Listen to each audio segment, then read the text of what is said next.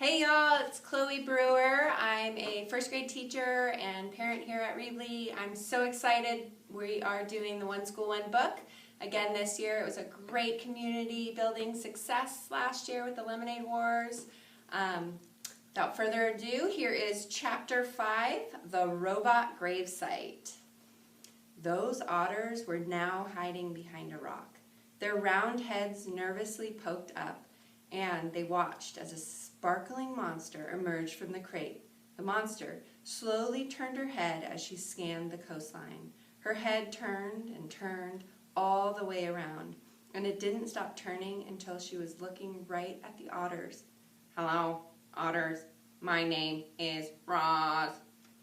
The robot's voice was simply too much for the skittish creatures. The biggest otter squeaked. The whole gang suddenly took off.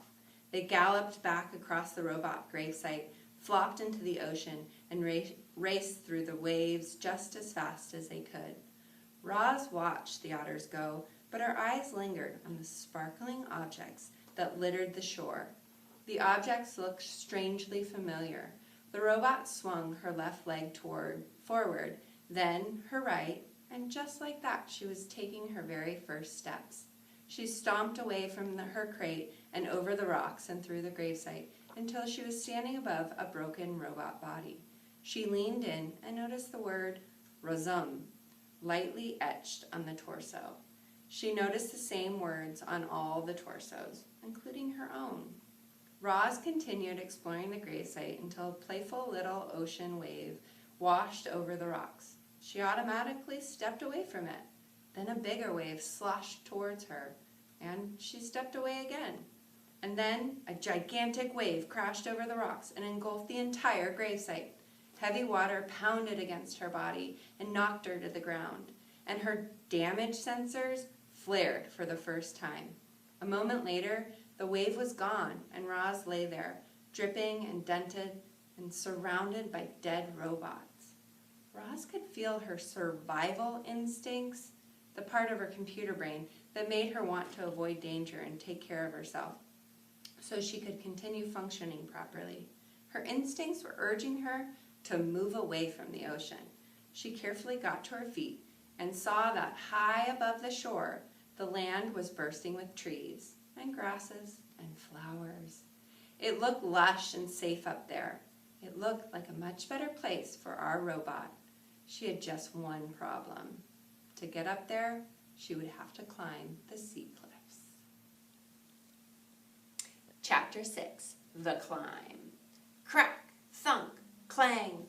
Roz was having a little trouble climbing the cliffs. She had a new dent on her rear and a long scrape down her side.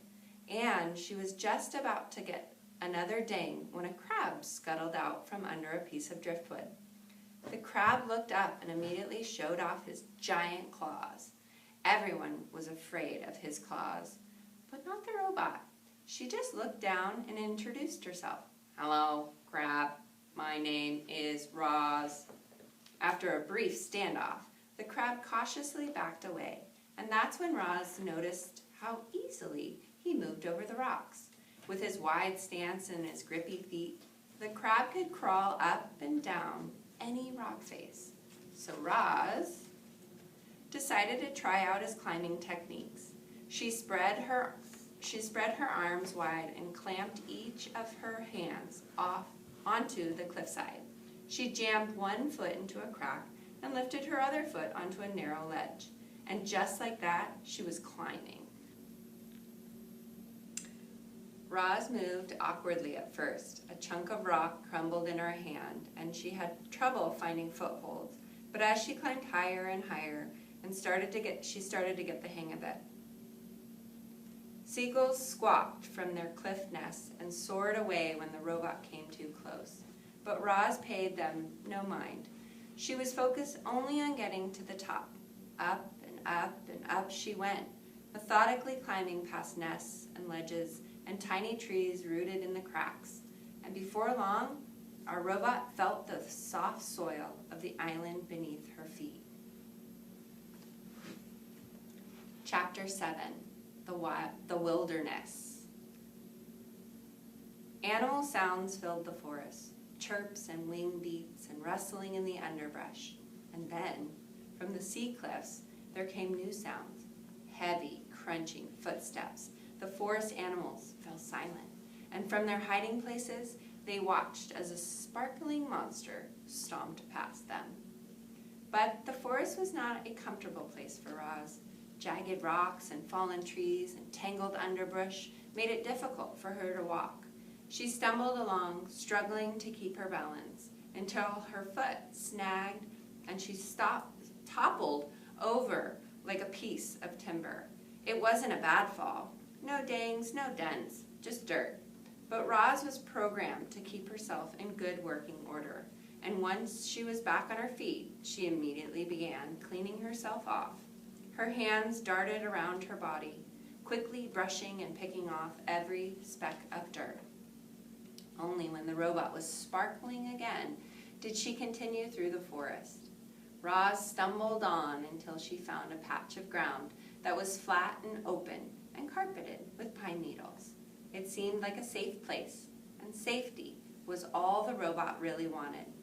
So she stood there, motionless, all perfect lines and angles set against the irregular shapes of the wilderness. Thanks for listening.